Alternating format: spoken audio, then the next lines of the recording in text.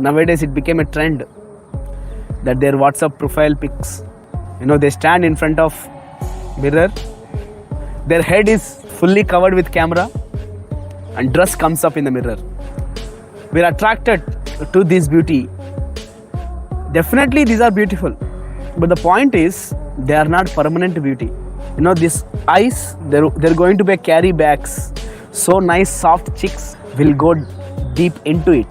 The reddish lips will become dry up. So nice black hair will become white and pale down. Strong and stout body will become lean and thin. We will get 3 legs, 4 eyes, because our senses will stop working. Definitely we are going to become old. Whatever the beauty, whatever the attractive thing we thought is just for a few years, there is another transcendental beauty which we are not aware of it. That's why we are getting attracted to this temporary material beauty.